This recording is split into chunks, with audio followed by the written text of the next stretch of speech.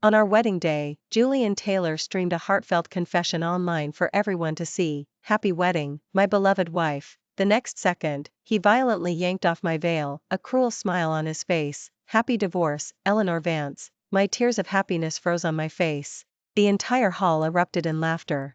As I stared in shock, he pulled his secretary, dressed in a stunning white gown, into his arms. "If you hadn't insisted on fighting her for that necklace a week ago, I wouldn't be treating you like this. Only when you apologize, and she's no longer angry, will I truly marry you."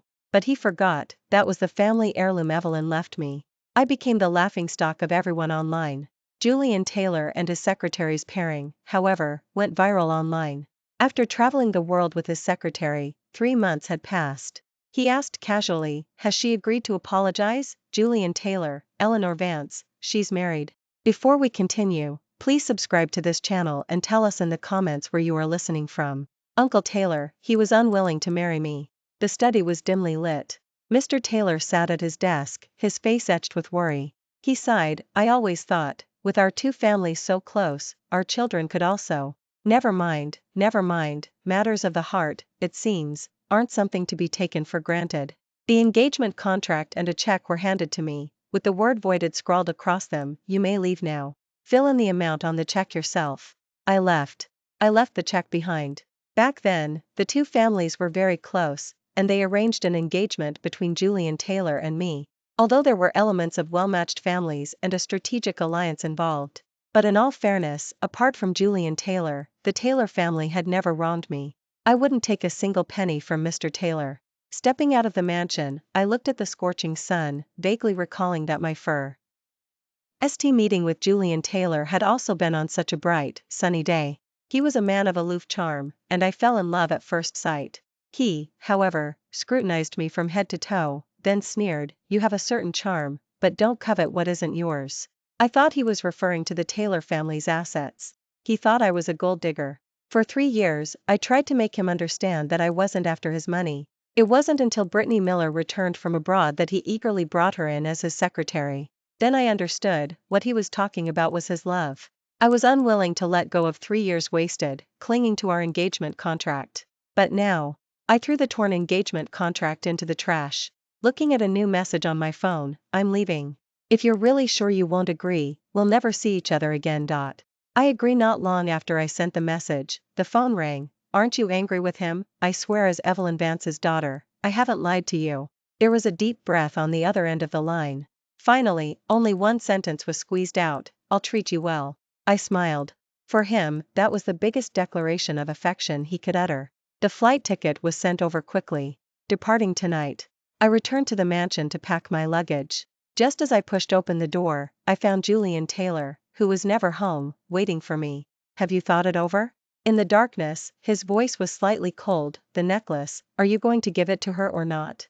I clutched the necklace around my neck. Brittany Miller comes from a poor background. She's only just started to get acquainted with luxury items in the last 2 years. She doesn't resent you usurping her place, she just fancied one of your necklaces. "What, is that so unreasonable?" He walked down, leaning closer to me. "Do you want me to really cancel our engagement contract?" This was his biggest threat to me. In the past, I always felt unwilling to give up. I felt I was the one who was there first.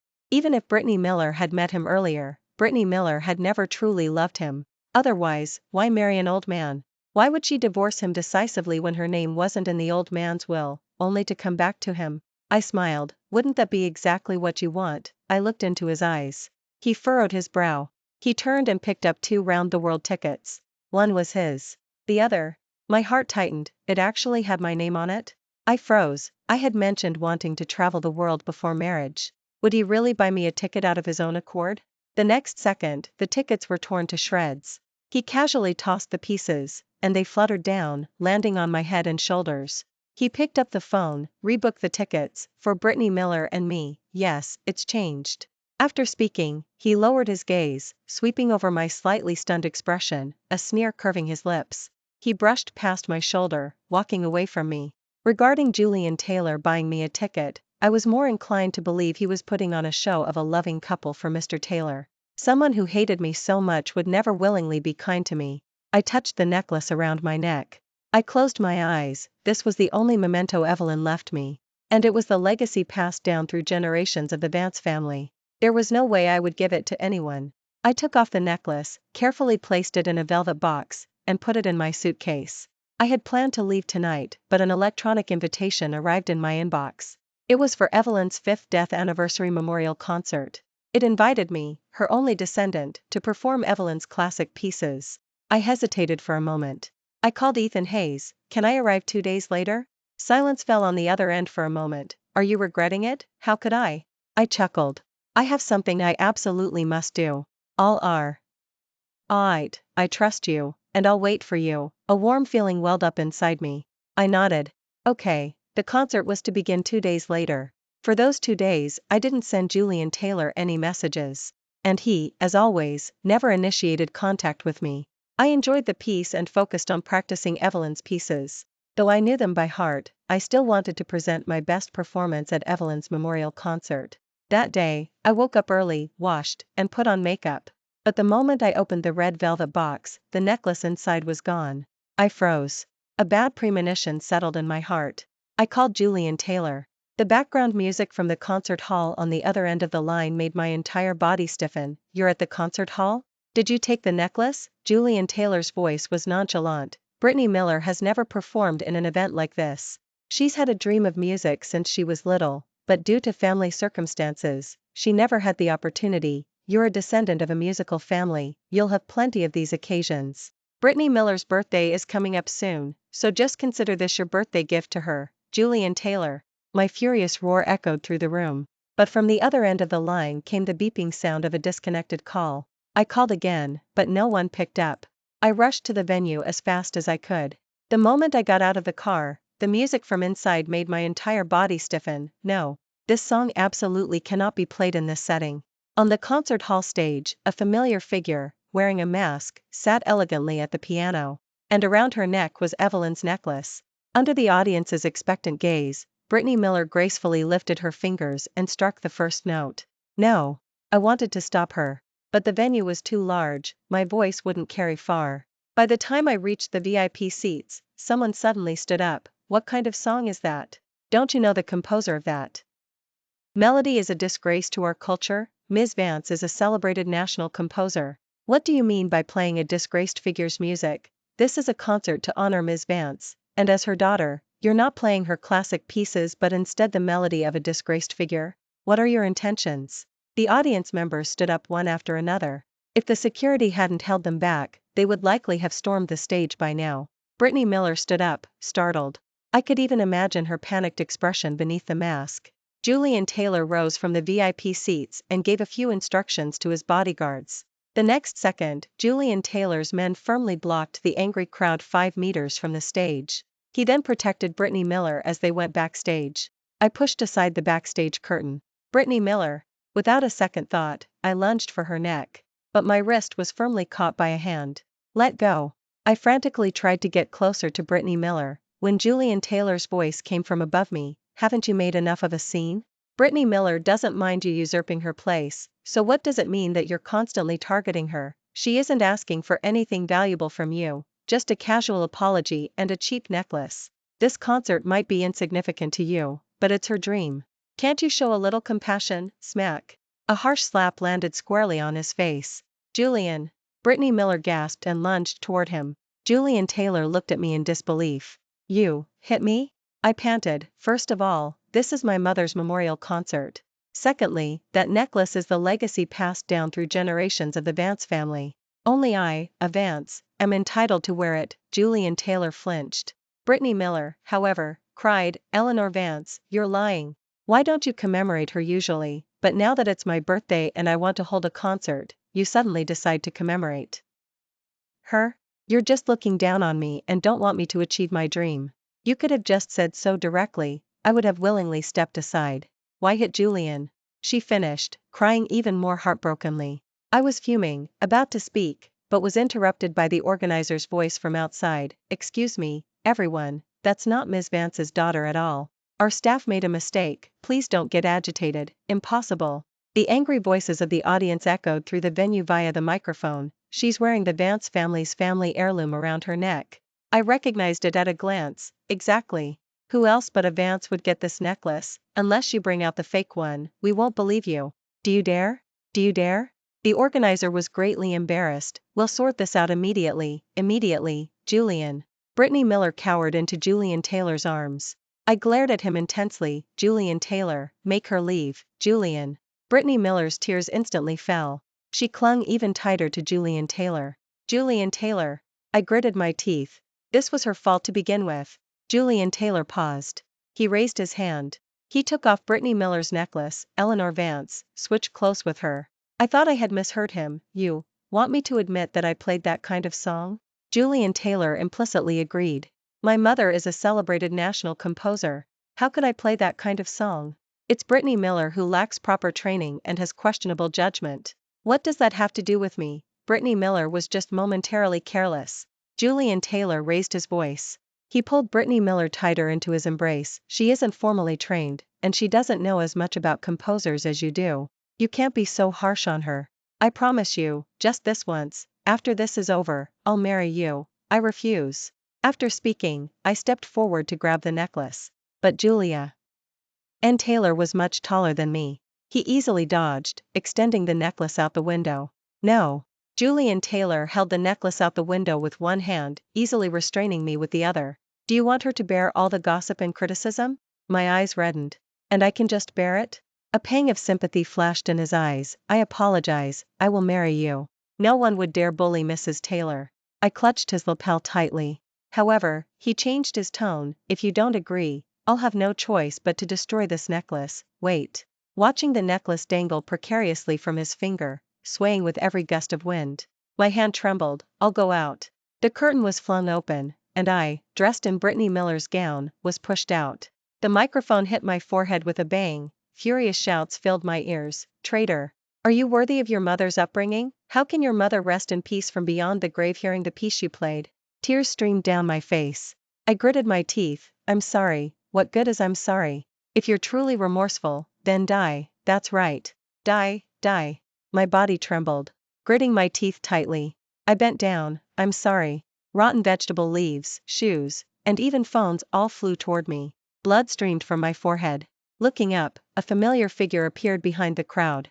Julian Taylor stood behind the people, watching me. For a split second, I actually saw a pang of sympathy in his eyes. I thought, I must really have been knocked out. Julian Taylor turned and left. When I stumbled backstage, the necklace was indeed safely inside the red velvet box. It had even been polished, looking as good as new. Here, Julian left this for you. Brittany Miller reluctantly pushed the box toward me. My hand trembled. Just as I was about to touch the necklace, another hand snatched it away. Brittany Miller's chilling smile flashed before my eyes. The next second, with a smack, the necklace fell to the ground, shattering into pieces. Did you really think I'd give it to you? Brittany Miller laughed mockingly. Dream on, smack. A bloody handprint was deeply etched on her face. She fell heavily to the ground. Pathetic. I raised my palm again. But my wrist was suddenly yanked back. With a smack, my face stung. I fell to the ground. Julian Taylor never hit women. Even when he completely disliked me before, at most he would just mock me. Even when I slapped him, he wouldn't hit back. This time, for Brittany Miller, he struck me. His leather shoe mercilessly crushed the necklace fragments. The necklace was already given to you. Why did you still lay a hand on her, Julian? Enough. He gritted his teeth. I thought you were just a bit willful, but I never imagined you were even more detestable than I thought. It's truly fortunate your mother didn't live to see such a hateful side of you. I coughed up a mouthful of blood. I was already injured. Now, overcome with anger and grief, my vision completely darkened. The voice from before turned panicked. Eleanor Vance, wake up. I was cradled in someone's arms. Drowsily, I seemed to hear Brittany Miller's voice. Julian, where are you going, leaving me behind? When I woke again, my cheek was being gently caressed. Feeling me stir, the hand quickly withdrew. Once you've recovered, go apologize to her. He reverted to his cold demeanor. I frowned. She took a slap from you, and it still hurts now. You apologize, and then, his Adam's apple bobbed. Mary, his eyes were clearly bloodshot from lack of sleep. He had clearly been guarding my bedside for a long time. But, it turns out it was just to make me humble myself before his true love. Julian Taylor, What makes you think I can't live without you? He flinched. I sneered. I only regret that slap wasn't hard enough. Watching the veins bulge on my clenched fist, even blood appeared in the foretube. He frowned. Leaning closer, he sneered, fine, let's see how long you can keep up this act. After speaking, he turned and strode away. By the time the nurse arrived, I had lost a significant amount of blood from the backflow. Fearing Ethan Hayes would be anxious, I checked out of the hospital that very night. At the airport, Julian Taylor had already embarked on a round-the-world trip with Brittany Miller. Brittany Miller just felt that Julian Taylor was a bit distracted today. He had been like this ever since returning from the hospital. Could it be that woman? No, Julian hated that woman the most. But before boarding, Julian Taylor suddenly pulled out his phone. Brittany Miller noticed that the pinned contact wasn't her. Julian Taylor tapped the pinned number. He dialed. Switched off. Julian Taylor frowned. Julian, who are you calling? You look upset. It's nothing. He smiled faintly, his tone a little awkward, just an unimportant person. Unimportant, but pinned? Brittany Miller frowned. Fortunately, he took her hand, and Julian Taylor smiled at her. You're the most important one. The two walked towards the boarding gate. A woman with a suitcase and a mask brushed past him, heading to the opposite gate. At that moment, neither of us noticed the other. Later, I learned that was the final chapter of our destined connection.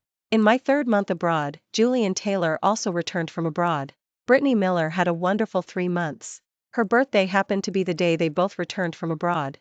Julian Taylor rented out the tallest building downtown to host her birthday party. Watching Brittany Miller's face filled with surprise and happiness, he couldn't help but curve his lips slightly. Yet, on his phone, the pinned contact still showed its last call was 3 months ago. Have the big screens all been deployed? He asked my subordinate. My subordinate immediately showed him the deployment results. THRE. 1,000 outdoor digital billboards across the city have displayed Ms. Miller's birthday wishes. We guarantee that, just as Julian Taylor instructed, everyone in the city will see Ms. Miller's happiness. Julian Taylor nodded. As soon as my subordinate left, he couldn't help but murmur, Julian Taylor is truly good to Ms. Miller, renting an entire building and even placing congratulatory ads on TV. He's practically shouting how much Julian Taylor loves Ms. Miller. Haha, oh, if my husband were half as good to me as Julian Taylor is to Ms. Miller, what more could I ask for in life? Julian Taylor listened to their words. He looked down at his phone. Still no message from that person. With such a grand display, had she not seen it? Otherwise, how could she not have confronted him by now? He hesitated. His thumb tapped the number. For the 2nd time in 3 years, he voluntarily called that number. But just as he pressed it, the phone was snatched away. Brittany Miller pressed end call, twirling in a princess dress before his eyes. Do I look good, Julian? Julian Taylor came back to his senses, smiling and nodding. My little princess, of course you always look good. Then you said you'd dance with your little princess. Her petite body flew into his arms. The girl's fragrance soothed some of his worries. He gave up the idea of calling again. After all, ignoring Eleanor Vance for 3 months straight was unprecedented. It was normal for her to be angry, not answer the phone, or turn it off. As long as she saw the ads he'd placed, she would definitely lose her composure. When he returned home, she would naturally come to confront him. All right. He gallantly took Brittany Miller's hand and led her onto the dance floor. The banquet didn't end until early morning. Julian Taylor had drunk a lot. When he regained consciousness, someone was poking his face. Eleanor, stop messing around. He frowned and swatted the hand away. But the next second, he sensed something was wrong. Opening his eyes, Brittany Miller's astonished face appeared before him. Julian. Her voice trembled slightly. Who were you just calling? Julian Taylor abruptly sat up. Looking at the mess after the banquet, he subconsciously glanced around, as if searching for someone. Not seeing his target, he lowered his gaze with a hint of melancholy. Julian. Brittany Miller clutched his hand. Are you falling in love with her? Don't be ridiculous. He pushed her away slightly. How could I possibly like her? Brittany Miller, eyes red, looked up at him silently. But her eyes were filled with distrust. Brittany. He sighed, pulled her into a hug. I'm sorry, I was just drunk. My heart only has you, no one else, trust me, Brittany Miller's tears fell. I believe you. After drinking some hangover soup, he summoned my subordinate. Is Eleanor Vance still refusing to apologize? My subordinate was startled for a moment. Then he spoke hesitantly. Julian Taylor, you wouldn't, still not know, would you? Julian Taylor looked up. A strange feeling surged in his heart. My subordinate swallowed hard. Eleanor, she got married. Married? Julian Taylor shot up from his seat. My subordinate's heart pounded like a drum. Julian Taylor, Eleanor left the country 3 months ago, didn't you know? How much did she pay you to put on this act? Julian Taylor. My subordinate nearly knelt. I am your subordinate. How could I take anyone else's money? Besides, Julian Taylor, my subordinate carefully glanced at him, this isn't even a secret. Eleanor had no need to bribe anyone. Julian Taylor suddenly laughed, shaking his head. She wouldn't do that. Despite his words, he strode out. Opening the door, he encountered Brittany Miller, who had come to check on him. As she began to speak, he shoved her aside. Julian, Brittany Miller's back hit the wall. Watching his retreating figure, Julian. It's me, WHE. And the car stopped at the mansion entrance. Julian Taylor didn't even wait to close the door, he pushed it open. Eleanor Vance, his voice echoed through the empty mansion. Eleanor Vance. I know you're here. Come out. His furious shouts only brought the housekeeper. Julian Taylor, Eleanor moved out 3 months ago. What did you say? It's absolutely true, Julian Taylor. The day you left the country, Eleanor moved out right after. Julian Taylor was incredulous. You just let her leave? No one told me? The housekeeper was somewhat flustered. Julian Taylor, you said you didn't like Eleanor and didn't want to be bothered with anything concerning her. Eleanor said your engagement contract was voided before she left, and we always assumed it was your instruction, Julian Taylor. Julian Taylor froze in place. It wasn't until he saw his father's personal cancellation seal on the marriage contract that he truly confirmed their engagement contract was definitively voided. His fists trembled slightly. Eleanor Vance was gone. The woman usurping her place, who was persistently bothering me, was gone. What a good thing. The seal had been pressed by his father's own hand. No one would force him to marry that woman anymore. He should be laughing. But he touched his cheek. Why was it wet? Though Ethan Hayes and I were in a distant country. For our wedding, he gave me a grand traditional Chinese ceremony. It was complete with a stunning bridal gown, allowing me to feel a sense of home even in a distant country. As he led me in, his brothers guarded us on both sides. The youngest brother, only 10, wasn't bound by many formalities. He stepped forward, pushing his transformer toy into my hands, and said sweetly, Eleanor, welcome to our family. Mom and Dad and my brothers have been looking forward to you for so long. Especially Ethan, in the days leading up to your arrival, he couldn't eat and spent all his time on his phone waiting for your messages. Ethan, referred to Ethan Hayes. Shut up. Stop messing around. Ethan Hayes playfully tapped his brother's head and ordered someone to take him away. I couldn't help but laugh aloud. The Hayes family was a prominent military family. Those brothers were each more reserved than the last. Only this young boy held all the family's vibrancy. Under the veil, Ethan Hayes's hand hesitated several times. Finally, with a touch of nervousness, he took my hand. He led me into the ceremony hall. We exchanged vows before heaven and earth, and paid respects to our elders. Ethan Hayes had been quiet since he was a child. This led me to believe, for a time, that he disliked me. So, when he confessed his feelings to me later, I was somewhat surprised. Unfortunately, at that time, I had already fallen for Julian Taylor at first sight, and I missed my chance with this man. On our wedding night, we sat side by side on the bed. He was slow to lift my veil. Under the veil, I secretly observed his hands, resting on his knees, clenched into tight fists with tension. Eleanor, he finally spoke, I know our family are plain folk, not as refined as others, nor as understanding of a woman of refined upbringing like you. However, I can promise you that I will do everything in my power to take care of you and protect you. Eleanor, will you trust me? He was still so earnest. But I couldn't help but smile. It only made me feel more secure. Are you just going to leave this on me? He seemed pleasantly surprised. This meant I trusted him, and was willing to spend my life with him. The veil was gently lifted.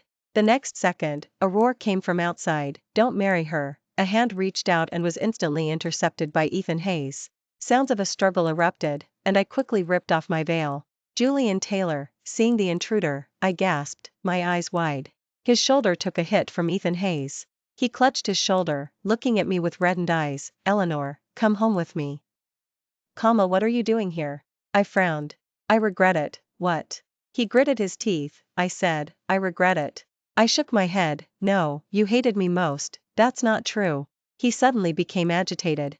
Ethan Hayes immediately went into a state of alert. Julian Taylor's eyes grew even redder. I was an idiot. I didn't even realize I'd fallen in love with you. I'm sorry, Eleanor, everything I did to you before was simply because I was certain you'd never leave me. But I never realized that I actually can't live without you."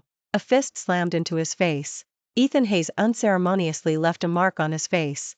Against a descendant of a prominent military family, Julian Taylor, a privileged young man, certainly couldn't win a fight. However, when the dark muzzle of a gun pressed against Ethan Hayes's head, both he and I froze. "Eleanor, come with me." I grew anxious. "Julian Taylor." "Put the gun down." "Impossible." Julian Taylor stared intently at Ethan Hayes. "I came here to take you back, and no one can stop me. Try me." Ethan Hayes wouldn't back down. Julian Taylor simply smiled. "Do you think I wouldn't dare?" With that, he cocked the gun. "Stop it." A dagger pressed against Julian Taylor's neck. He looked at me with some surprise. "Are you going to kill me?" "Put the gun down." Julian Taylor smiled with red eyes. "You won't hurt me, Eleanor.